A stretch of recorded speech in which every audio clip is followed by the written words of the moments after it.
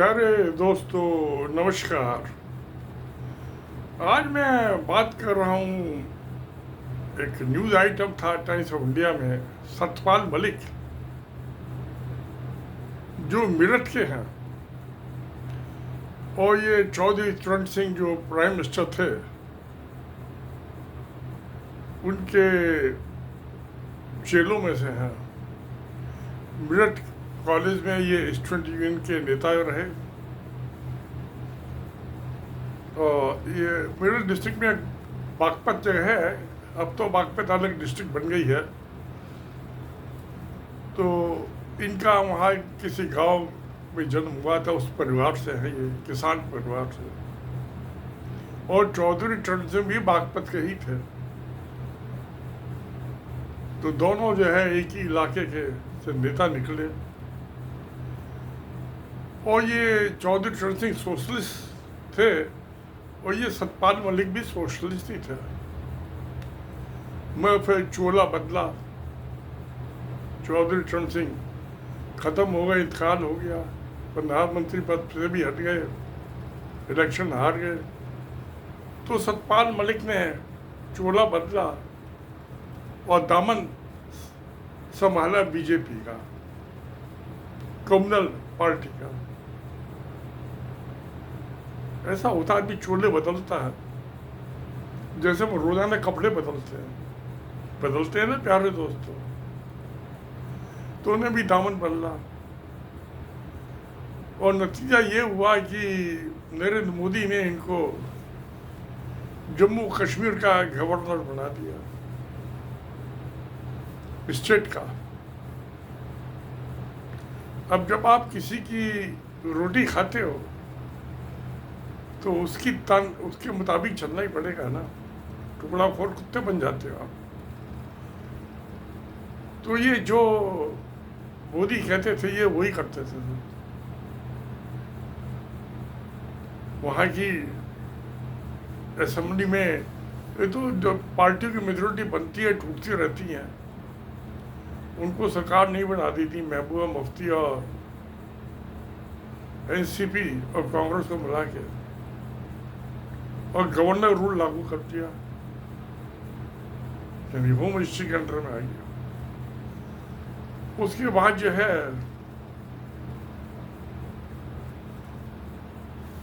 उसको तोड़ के लद्दाख और कारगिल को अलग कर दिया, एक यूनियन टेरिटरी बनाई, दूसरी यूनियन टेरिटरी बना दिया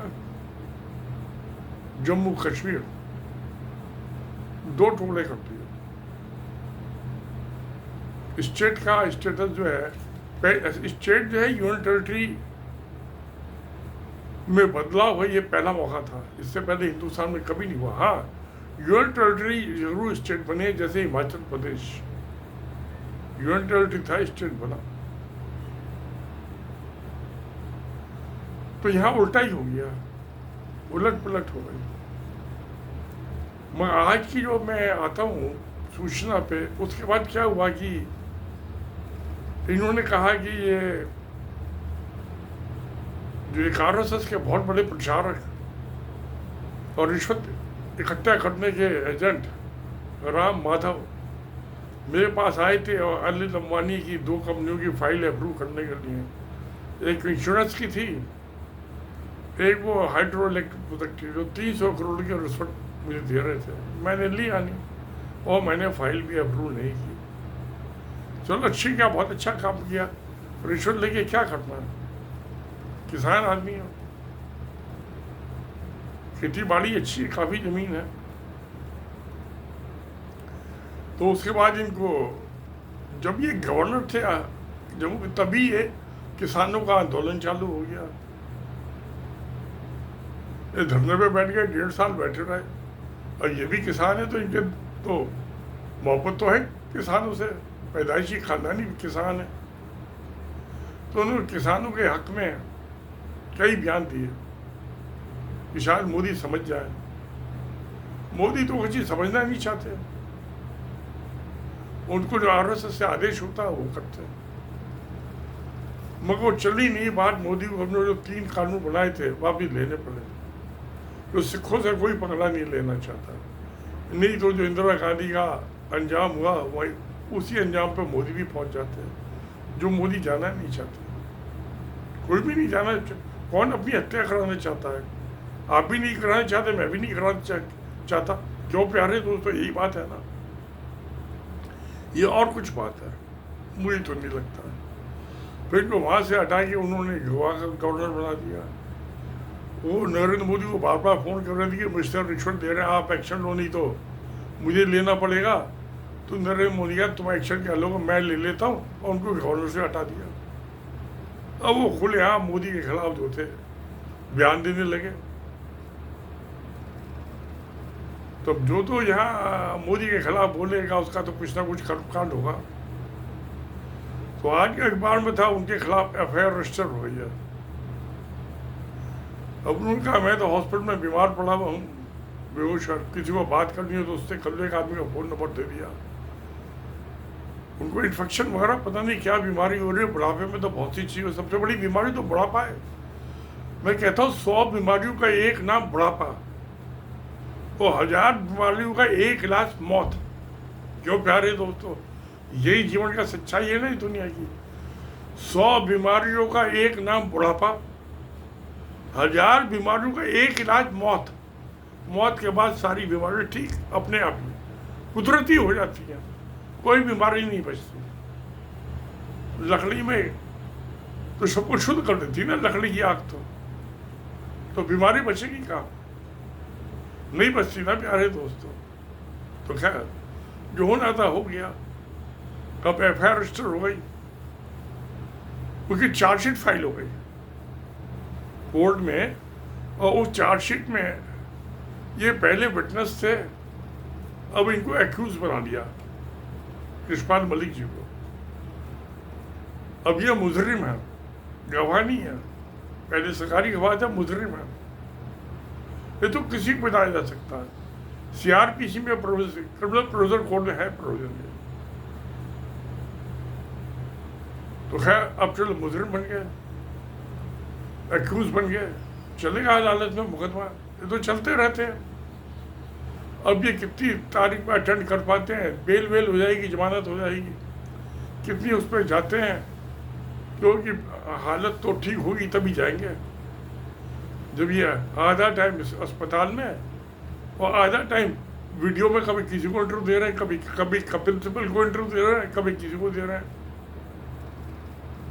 तो लीगल एड तो इनको कपिल सिब्बल जैसे जो इंडिया के टॉप के वकील हैं उनकी अवेलेबल होगी, तारीख पे तारीख लगती रहेगी।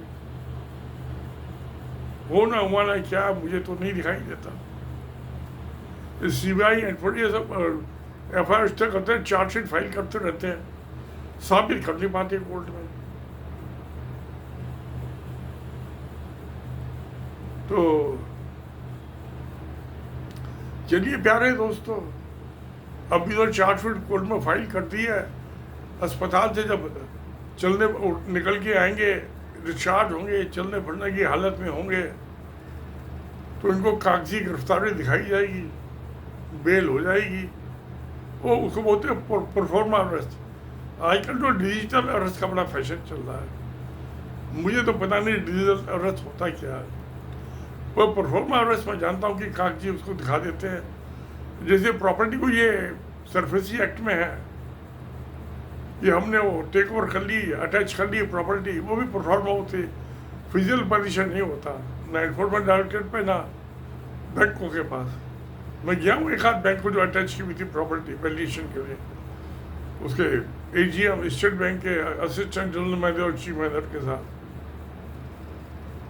तो खैर ये सब चलता रहता है। अब मुकदमा चलेगा, देखते हैं क्या होता है। अब वो तो 76 हैं, यशपाल मैं तो 80 का हो गया, उनसे 4 साल जान में सीनियर हूँ उनसे। तो पता नहीं जब तक चलेगा मैं जिंदा रहूँगा या यशपाल मलिक जिंदा रहेंगे, पता नहीं कौन जिंदा रहेगा कौन मरेगा। कायदे में तो मुझे पहले ही जाना चाहिए क्योंकि मैं 80 साल का हो गया। वो तो 76 हैं, उनको तो भी काफ़ी कम से 4-6 साल तो जीना, 4-6 साल में मुकदमा नहीं निपटता। फिर डिस्ट्रिक्ट कोर्ट में चलेगा, वहाँ से हाई कोर्ट में जाएगा, क्योंकि सीबीआई का केस तो स्पेशल कोर्ट में जाएगा। सीबीआई की जो उसमें एडीजे लेवल का होता है वो जज, सीनियर जज, उसके फैसला हाई कोर्ट में जाएंगे। हाई कोर्ट, सुप्रीम कोर्ट, तारीख पे तारीख लगते रहे, होना हुआ कुछ है नहीं। तो प्यारे दोस्तों, देखते अब क्या होता है। तो आज तो एक तो सूचना ये है, देखते हैं चलिए। भ्रष्टाचार तो गलत है, और मोदी के तो चारों तभी भ्रष्टाचारी है, उसकी वजह से भ्रष्टाचार के हिंदुस्तान का बेड़ा गर्क हुआ हुआ है। क्या कर सकते हैं? नहीं कर सकते। हमारी औकात क्या है? हम तो छोटे से आदमी 80 साल के बुढ़े हो गए, अपना पेंशन आ जाती है, सरकारी नौकरी की 34 साल नौकरी की थी, 20 साल होकर रिटायर हुए, 60 की एज पर रिटायर हो गए। कॉम्पिटिशन कर लिया, वैल्यूएशन कर लिया, किताबें लिख ली, 5 वीडियो बना लिए। तो चलिए, जो होना है हो जाएगा। तो फिर जो होना है वही हो जाए, तो फिर सत्य तो यही है ना। तो फिर सत्य में जयते। नमस्कार, धन्यवाद।